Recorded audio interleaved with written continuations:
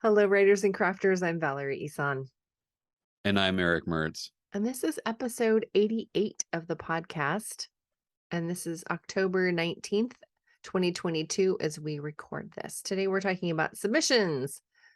But first, let's go through our little updates. And there's no new patrons this week, but thank you to our existing patrons. You can be a patron for as low as $1 a month and get some cool goodies, shout outs on the podcast, a postcard from me. We can make Love announcements it. for Do you. it just for that. Do it just for that, right? But Getting make a sure you postcard put is so your cool. address in there. I can't send you a postcard if you don't put your address in it when you sign up. But the coolest thing about being a patron this month is that you get a discount on the writing retreat tickets, which go on sale to the public on November 1st. But as a patron, you get early access and a discount. So just do it for that. And November 1st is not far away. Like it No, it's seemed like a long next, time like ago. 2 weeks from Long now. time. Yeah. Yeah. It's 2 weeks from now. Boy. A couple comments from last week's episode. Episode 87, planning for and staying balanced during a busy season. Nicole says, I've been wanting to write a poem or essay about this topic.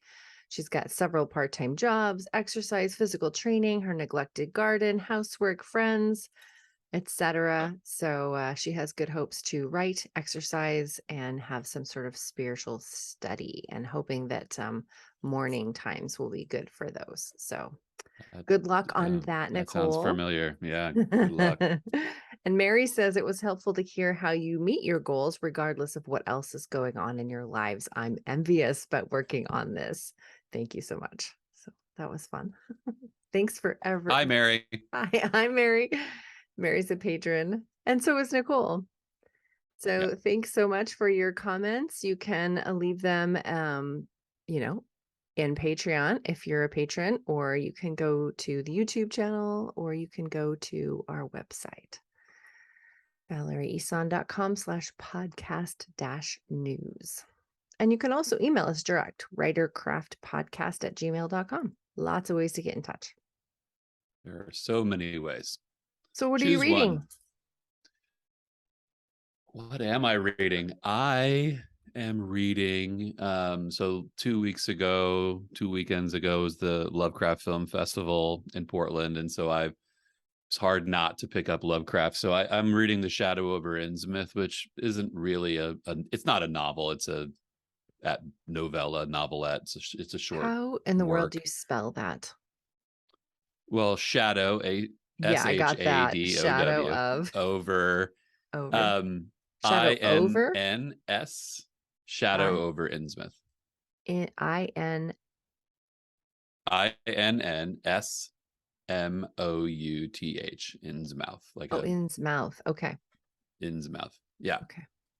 Cool. So yeah, that's a like later Lovecraft story, and one of my favorites, and decided to pick that up. And it is also in the season, even though we're Yeah. still in the 70s here. It's still, reading a little Lovecraft. Oh, it's pretty foggy here Feels like this it's the right morning. time of year. Yeah. Yeah, we're in the fog and smoke. So Yeah, it was smoky here yesterday too. Did you finish reading Interview with the Vampire? no. Was that a I secret? Did you put that aside? Did you taste that book and then set it back? I got halfway through, and I love it. It's so entertaining.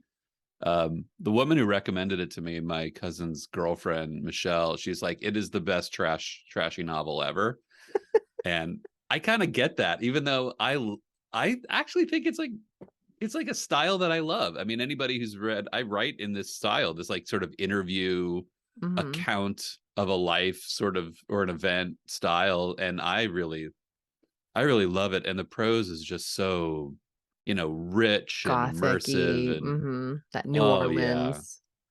Yeah. Just, and the verbiage is just so, it's just so nice. It's like the terms for things and the descriptions of architecture, and it just, yeah, it's great. And I'll just say, like, I love bad characters, bad guys, and Lestat is just that, all that. He is a The villain. great, he is a great bad guy. He just comes right off the page immediately. Nice. Yeah, the architecture, the descriptions of all that stuff is like, it's just exquisite. So, I mean, But you yes, it put is it a bit. down. I put it down because I had the urge. I have Lovecraft stuff all over the place, and I just kept seeing it. It kept influencing my appetites. And you've And liked Lovecraft for a really long time. I think the very first thing I edited for you, you said you wanted it to have a Lovecraftian feel. yeah, So definitely. you've loved Lovecraft for many, many, many years. Well, yes, yeah. When I was a kid, I remember going through the stacks of the Oregon City Library and seeing those books on the shelf, and just feeling like, knowing at like 12 or 13 that like this is weird, this is like almost forbidden. Mm-hmm. And it's always stuck with me, like just the feeling of having those books and not supposed, I'm not supposed to have them, which fits Nice. the Lovecraft thing, because it's all about forbidden knowledge and stuff like that. So yeah, it's been in my blood forever. So, and Nice. I was starting to, like, I had like a Lovecraft short, like a mythos short story in my head, like a Lovecraft mythos short story, and I wanted to fit it into the Innsmouth world, and so I just decided I would read that out of research. So, You wanted to fit it in the Innsmouth world or Canyon County? well, so I actually, like, no, would be in the Lovecraft world. Okay. People write in the Lovecraft universe all the time. Oh, I didn't know that. It's a pretty huge, it's like an open sourced world. There's at least, when we're going to talk about submissions, like if you were to search anthologies, there's a dozen Lovecraft anthologies every year that come out, and they sell really well. People still buy it. So I had a story in my head, and it fit into into the Innsmouth world. And I thought, well, I'll just read the story for the 15th time and as a little research. Nice. Well, I What are just you reading? finished reading an arc last night. I really dug it. It was awesome. It's called Wayward by Amelia Hart. It's got a rad cover. I really love this cover. It's just juicy nature. There's a crow on the front. I love crows. And it's yeah, it's totally my jam. Strong women, different timelines. There's a hint of natural magic. Actually, in this book, Love it's a it. little more than a hint, but yeah, so I really loved it. It's not coming out till March though, so but I'll definitely be getting some for the bookstore.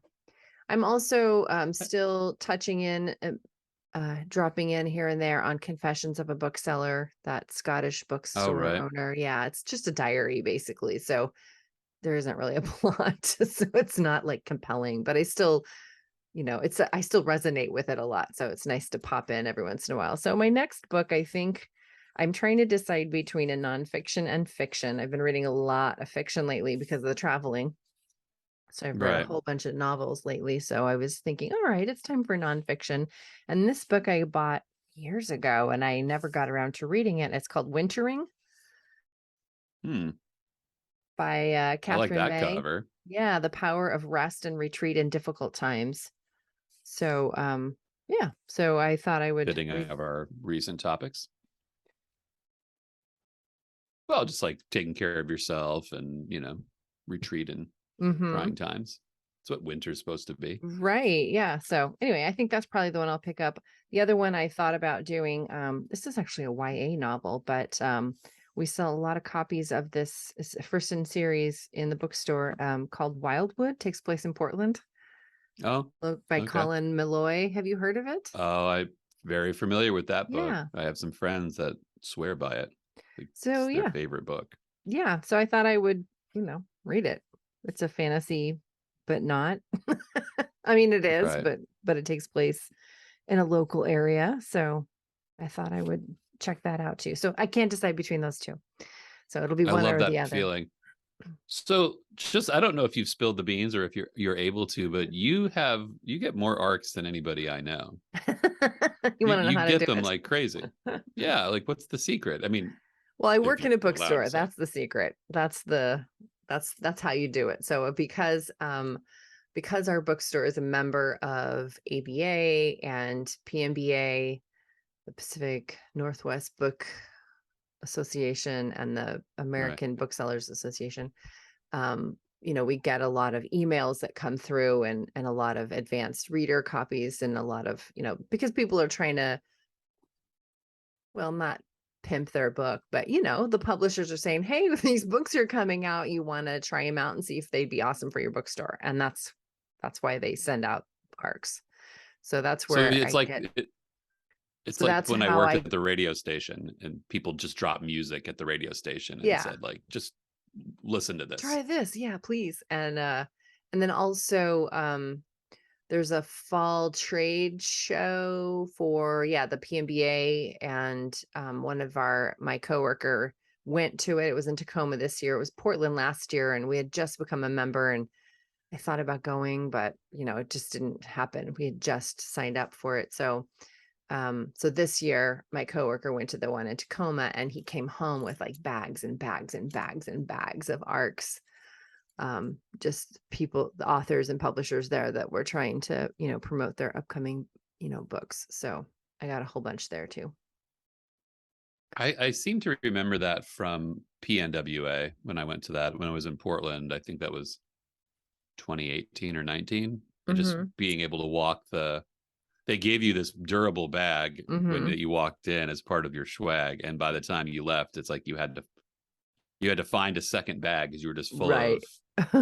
It was great. Yeah. It was And if you go beautiful. to, speaking of, this is maybe a nice segue into our topic of submissions, but when you Absolutely. go to, I went to AWP, which is the authors and, Oh, AWP. That's what I meant. Sorry, I said okay. PNWA. Right, AWP.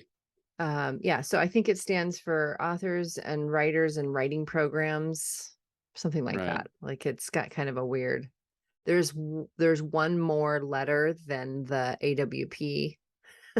So that's why Right. I confuse it around a little bit. But anyway, it is it's actually a very inexpensive conference. And Yep. in addition to that fee, you get entrance to the book fair, which is also open to the public, and it is massive, as you know. Yeah. I've So gone great. 2 times to the AWP conference, and I personally have decided it's too big for me, and I'm not going to Well, probably go back. I was Um, just going to ask you. It's in Seattle next year, is so it? I know no. that's the first one I went was in Seattle, and then I went to the one in Portland, which was, I think, just a couple years ago, or maybe it Yeah, I was think right that before was. the pandemic. I forget now. But and part of the reason I chose not to is because, um, well, that bag that you're filling up, a lot of them Mhm. are literary journals. So all of the colleges and universities and private sectors and small, there's indie presses, and they all seem to have a journal, um, where they're looking for submissions. And those can be poetry or nonfiction or short stories. Mostly short stories is what I saw Yeah. last time I went to AWP. And um, and so you get a lot of those free journals, so you can read ahead of time what Yeah. the submission, I don't know, vibe is, what the magazine Yeah. What vibe their tastes is. are. And then find one that, or many that kind of fit what you write and follow their submission guidelines. And they're always looking for, Right. submissions. And Yeah. so part of the reason I decided not to go back, other than just, it was just too much. It's sensory overload for me, big time. There were, I don't It know how really it many was exhausting. thousands and Like, thousands of yeah. people. Wasn't it like 18,000 people there last time in Portland or I something? know. I just remember Saturday at noon walking in there, and it was like I go to that same room where they held Mm-hmm. it last year or the last time in Portland. I go to that same place for Comic Con, and it was as crowded for AWP as it was for Comic Con. It's just an overwhelming. It was It too like hits your overwhelming for me. senses. Yeah. Yeah, yeah, it's a But lot. the You have to other really be reason, ready. yeah. And then the other reason is, um I didn't have I don't write short, and so I don't submit to these magazines. I haven't up until this point anyway. So Yeah. it really did seem to cater to writing programs, MFA programs, and those literary journals that are looking for Yeah. submissions. It And skews, yeah, definitely skewed that way. And I have like from time to time, so sought that mhm, as an outlet for stories. You quickly understand. I mean, this is now we're fully in the topic. I'm going to guess, mhm, right? I think it's when you look at those big magazines like Story and the Cincinnati Review, and these are just the ones off the top of my head, Harper's or all those big paying magazines. Those are really just funnels for MFA students. um, that's what they are. And that's not to speak disparagingly of them. It's just if you're not in that pipeline, if you're not reading poets and writers and writing, all of those big magazines, and that's not your literary drive, those magazines can be um, just really they're so challenging. Like if you were to rate them from 1 to 10 and challenge, they're like a 10. and what do you Um, mean by challenge? The reading of it is challenging, or getting a submission accepted is challenging? What do you mean? Well, so one of the ways you can track when you do submissions is you can look at I don't know if Duotrope does it. I haven't used Duotrope in years, but you can look at Submission Grinder, which is a site that sort of aggregates journals and magazines and anthologies and things like that are looking for submissions, and you can search by terms. Like when I finish this Lovecraftian story, I'm going to search by weird fiction Lovecraft, and I'll find whoever's open for those things. Mhm, And they'll also give you an idea of how many submissions are logged and how many acceptances you'll see. And some, a reasonably challenging magazine will accept, 3 to 5% in there. That's a reasonably challenging magazine from my experience. And then these are like 1/2 of 1%, maybe even less, are accepted, because a lot of those are agented as well. That's from what I've understood, is that these people who are getting toward the end of the MFA, they have a manuscript that's getting interest. These are agented short stories trying to build some buzz around that author's career. mhm. So it's just a different pipeline. It's just not the same as journals. We should talk about sort of how journals and anthologies, you could sort of categorize them. But yeah, they're just real. Yeah, AWP is like a breeding ground for MFA students. And And that's not to say if you didn't have a great literary story, you couldn't get it into one of those magazines, but you would be going in through what's called the slush pile. And that is, mhm, there's solicited manuscripts, and that's who the publisher is looking for. Yeah, if you've ever heard somebody say, "Oh yeah, send something my way," you're a solicited manuscript. mhm. You can directly address editor by name and say, "Here's the manuscript we talked about." But if you're just submitting, "Dear General Editor, I'm interested in," like, you go to the slush pile, and that's sort of the slow lane to publication versus the fast lane, which is the solicited side. Right, and the slush pile, there's no, I mean, I would say, not having any experience at all, my gut feeling is there's no guarantee that if you're in the slush pile, you'll actually ever be read. Is that true?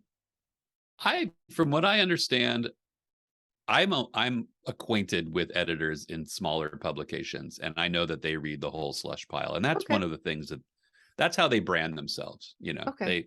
I'm going to read everything, and Mhm, it'll say that in the submission guideline. Like anytime you submit to a magazine, you'll see, like, you'll click on the link and it'll have like a page that says, "Here's what we are, what we're looking for, what we pay." I think if you're talking about those bigger magazines that get thousands of submissions a month, yeah, yeah, unagented, yeah, or yeah, if you're like non-solicited. submitting your poem to Poetry Magazine, it's probably not going to get read.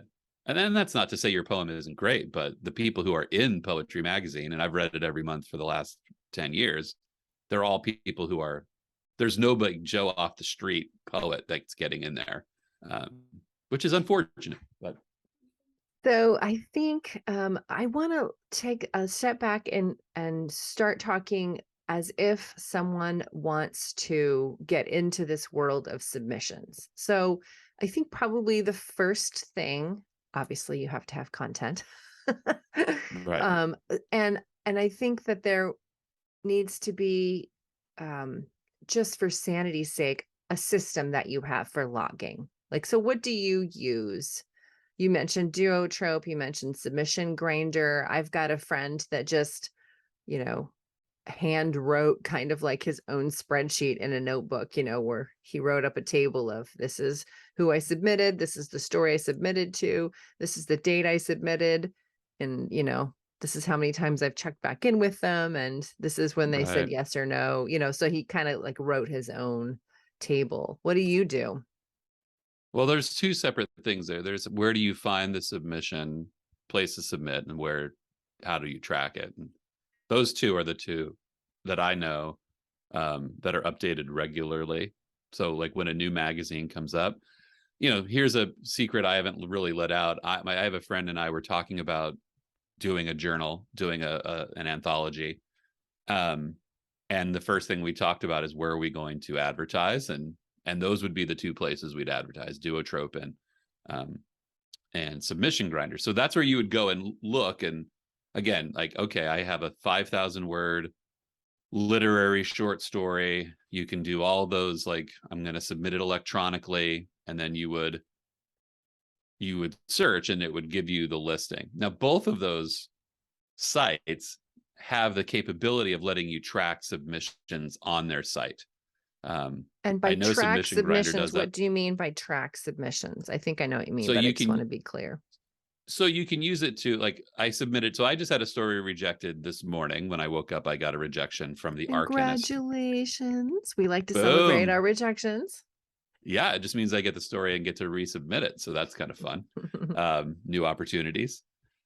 So That's what I sorry to tell interrupt. You myself. just got you just got a That's rejection. what I So keep. so what does that mean in your, which do you use both of those places? Where do you track your I submission? track mine. I have a personal tracker that I use. So I have like just a document where I have the story, I have a description of the story, the length, where I submitted it, when I submitted it, what what I got back. Okay. Wait a second. I And want to write this down for the show notes because I think this sure. is important for new people. So you've got the story title Yeah. and the summary of that and the word Yeah. count Yeah. and the genre or keywords, or I what do mean, usually you? the summary would tell me what the genre is, but Okay. so no, I don't track genre. Okay. So you Um, track story titles, summary, word count, and what else? and then the date completed, so I'm aware of kind of where the story fits and when I wrote it. Date Um, completed, written. yeah, date completed. And then I do, so like this is the second rejection for this story. So in each line, there's just a line below that said like date submitted, publication, if I had the name of the editor or not, and then like a contact name, and then like what they said. And so this one said, it was a form letter rejection. There was nothing special in it. It just said no. I would note if it had anything special. Mm-hmm. Sometimes you'll get like the form letter, and then there'll be like a little like, hey, we really like this, we just didn't have room, or submit again if you have something like this. You might get that personal touch. That's Mm-hmm. not to be expected. That happens so rarely. And then when I submit it again, go through the same process. I'll go to Submission Grinder. I will search by what I have, the length, just put in all the criteria of that story, see what comes up, and I'll sort it by payment usually, or at least exposure. You can sort it. You can sort when you get your list. You'll get, let's say I put in 5,000 word story, thriller, whatever. It'll give you 50 things that are all available, and you can sort them by whatever you want. You can sort them by how long they take to respond. You can sort them. However, usually people sort them by the payment, right? So you'll just start with the top with the highest paying ones and work your way to the bottom. But that's up to you. I mean, sometimes the highest paying magazines aren't the best because they don't have the same exposure. I don't know. I forgot what I was going to ask you. So you've got, oh, I know what it was. So Submission Grinder and Duotrope, I believe are paid services. Is that correct? I don't know if they've got a, Duotrope is maybe, again, I haven't used Duotrope in years. I like Submission Grinder a little more. I just like Submission Grinder more. It seems to have more anthologies mhm. um, versus periodicals or magazines or websites now. I guess there's a lot of those are just blogs that publish stories. Um, so yeah, I tend to like Submission Grinder more, but I don't pay for Submission Grinder. Um, I don't know if you pay for Duotrope or not. Raylan's, there used to be a site for fantasy, sci-fi, and historical fiction called Raylan's, Ralan, Raylan's, and that one I think had a paid function where you got like exposure to more journals. Um, Ralan. yeah, Raylan's, and it's a little less technical than the other ones. It's a little more, it's a little less streamlined database style.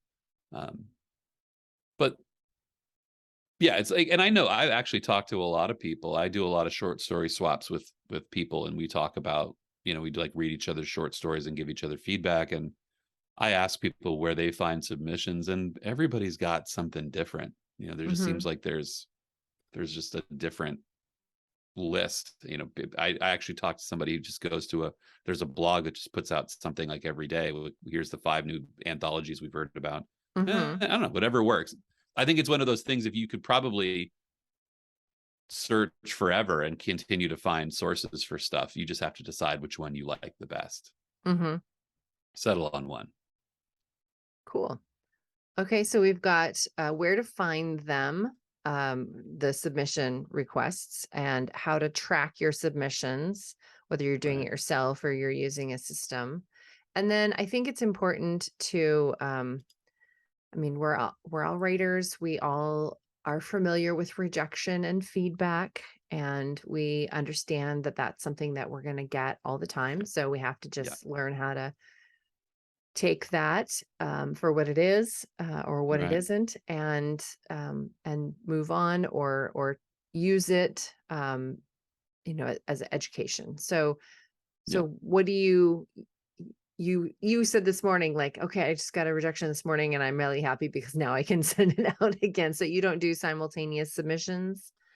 So most magazines, this is good to know, and this kind of leads into, I think, the one of the bigger topics in this whole subject, and that is the listing. So when you have a story, let's say the story that I had rejected was a 3,000 word weird fiction story. Um, so one of the things you'll learn when you do submissions is you have to read the submission, what the magazine's looking for and how they want it, because every magazine's a little different. Some people want the story in an attachment. Some people want you to cut and paste it into an email. Some people want your name on every page of the manuscript. Some people don't. Some people have a Um, form that you just fill out rather than an email. there is no end to how different those things can be, and so um, that's the key. You have to Always. read Yeah. the whole thing. If you don't read the whole listing, this is like rejection prevention 101. Like, read the whole thing. And if you and the assumption that your story is different, or even if you are a solicited submission, you have to follow all of that. Because let's say editor Joe Smith said, "Hey, Valerie, send me a story." Joe Smith might be the head editor, and his assistant maybe doesn't know quite what your relationship is, and she might look at it and say, "Oh, well, she didn't follow the submission standards. She put her name on every page." Well, so we're gonna, because that's a lot of those submission standards are sort of tests. Like, if Hmm. you follow all the instructions, you pass. And I've talked to people that say at least 30 to 40% of the submissions don't follow the submission standards. They do something entirely different. I don't know. I think you're making kind of trouble for yourself if you're not following those. That's really interesting that 30 to 40% are just chucked immediately. They don't even read them because they don't follow the submission guidelines. Yeah, I think if Be you're a competitive, warned, dude. Follow the right, guidelines. That's why they're get in there. the top half by just following the instructions. Um, and the other thing to say, and I think this is humbling. This was certainly humbling for me to grasp, and that is you are like you have to fit what the magazine is looking for. Mm-hmm. If it's a literary magazine and you're writing hard-boiled mystery, Don't it's apply. probably you're not they're not that's not a magazine for you. Mm-hmm. It's not. And it's okay. There's enough places that will take your stuff. You don't have to submit it to everybody. um and I think there's just a lot of, again, I hear that too, like I ask for this and people assume because they think their story is really good, and I'm not saying it's not, but it just isn't maybe it's not a fit, and so Mm-hmm. they have to reject it because we do this and you gave us that. Yeah. um And like you said before, sometimes the rejection, I mean, is not about the story at all. It's about, they just published something like this last month, so they can't take it. Or, yeah, sometimes it has nothing to do with the story or you as a writer. And that's yeah, part of how you can get past, the rejection pinch, I think, ooh, that feels yeah, bad. Well, it's not about me. it's Unless you're getting true. feedback that's the same kind of feedback all the time, then of course you'd want to do that. So how many submissions a week or a month do you do for your short stories? There's probably 9 stories that are circulating at any given time. um Right now, I don't have my document open. I would have to click onto it, but I think there's 8 or 9 that are floating around. I have multiple other stories I'd like to up that number. Mhm. Um, Do I you just want to have a get, system at home? I mean, not the listing submissions, logging that you talked about, but I mean, do you like every Thursday try to submit a new story or something like that? Do you have an action plan for no, yourself? there's the 9 stories that I'm happy with, or again, like maybe 10, I don't know. The ones that I'm content, these are good enough to be out there trying to find a home. I just, when I get a rejection on one, I just turn it around and send it somewhere else. Um, I think when it gets to the point, there's a half a dozen stories. I'm looking, anybody watching, I'm like looking over at this side of my desk. There's a stack of short stories that could be, um, I need to finish. I think once I get to a point when I have more stories, I'll probably, yeah, have like every other week submission sort of uh, day, or, just hour where I'm putting things A- together. And then when you're researching different places, you just do that search through Submission Grinder or wherever you go and you just find your list. Do you have like a running list at all times of places, or do you like, oh, I've got the rejection, so now I've got to go find another place, and you go and do new research to find a new place? Or do you just have a list that you're working from, and oh, well, I'll just send it to this place next? I Or have I do the research every time because I never know when I click on, putting in my criteria when I go to Submission Grinder. I never know whether or not something new is going to pop up, and usually a new magazine or anthology is going to be your best chance to get in because they don't have the slush pile. Mhm. My friend and I are, again, talking about doing an anthology, and we were talking about how that cycle is going to work, how the first batch of things are like, that sort of defines our relationship with the slush pile. So I think finding new things, new places to go. Mhm. Um, and also you have to be aware that some magazines are just open certain times. Like I'm friends Mhm. with Mark Teppo, who does Underland Arcana. He's a big Willamette Writers figure, and he is reading through November for next year's magazines, and that's it. He's not going to read next year. So if you want to get in that magazine, you have to be. So there's windows. Magazines are open and then they're closed. So again, there's magazines I want to get into, like the Arcanist was one I really wanted to get into, and I will submit to them again another story when that time comes. But I'll always do the research because you Mhm. never know. Yeah. Somebody new's out there. I also want to remind folks listening that, we've been talking about short story submissions all this time, but there's also agent submissions. So same Oh yeah. thing.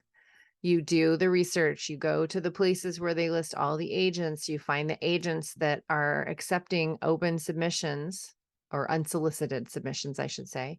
And you find out what the submission guidelines are. You find out what they're looking for. Don't send a romance novel to someone who doesn't take romance, Right. or a publishing house that doesn't publish romance. Don't even don't even bother with that you'll be part of that 30 to 40% that just gets checked right out. Yeah. And yeah, so following all those same things, track where you're sending it to. I think with novels, I've heard that when you're submitting to agents, dual submissions is understood. I don't know if it's Yeah. like, that. I heard that last couple months ago at Lemon Writers. Yeah. We expect you to be sending it everywhere. And so if you send it out to like 20 people that you found that are taking what you've written, you can send that all out to those same 20 people. And if you hear back from somebody that wants, the whole book, yay, you can send them Right. the whole book. And if you get a request for, how do I say this? If somebody's interested, of course, then you have to go to all of the other places and then pull the submission Right. so that, and There's you, I Go think for all it. you have to do is just say, um, you know, that this title is no longer, I don't know Right. what the verbiage is, but this title No is no longer longer available or available for submission, or right. I'm pulling this title or something like that. Just tell them it's not on the table anymore. You hit on something, that whole simultaneous submissions thing. It's not, you can, when you do a search on any of the, I think anywhere, any listing, however, whatever service lists it, it's going to tell you whether or not you take, they take simultaneous submissions. And while it may, the logical brain might say, I should just send it out to my short story to 20. I would just get it out to everybody. Like that might seem like the logical thing to do. And I certainly did that early on. But I think the wisdom is submit it once, 3 or 4 times. And if it consistently is getting rejected, it's your opportunity to look at the story Mm. again. Maybe Hmm. something's not right in the first, maybe it doesn't, there's on a level it doesn't work. Maybe it needs another rewrite. Maybe it's time to give it to a friend, a beta, whatever, and give it another pass. I think because when you send that out to 20 places, you now have 20 places you can't send that story to again. Mm. Hmm. And so if you really want to hit certain markets, um, I think you could just burn through them too fast. So while, yeah, the temptation is to blanket the world with your short story, um, I wouldn't do it. I don't do it anymore. I go one at a time, and then after 5, when I get to 5 lines on that list, I really give the story another look and say, is it the story? Hmm. Is it right? Does it need work? Hmm. Um, yeah. Have I miscast it? And that's where you should read it. I mean, you need to read those magazines, at least a couple of stories, or look at the artwork and just see, is my story in that world? Does it fit? Because especially if you're in the genres, you know, if you're not, if it doesn't strike the same chord for the reader as the rest of the magazine, it's not gonna, or the editor, it's not gonna work. They're not gonna Yeah. take it. So Cool. Lots of things to think about. Um, always. Always. Yeah. Well, I thought this was a good conversation. It was interesting. Absolutely. Yeah. Yeah. Next What time are we're we going to talking be about next talking week? celebrating successes.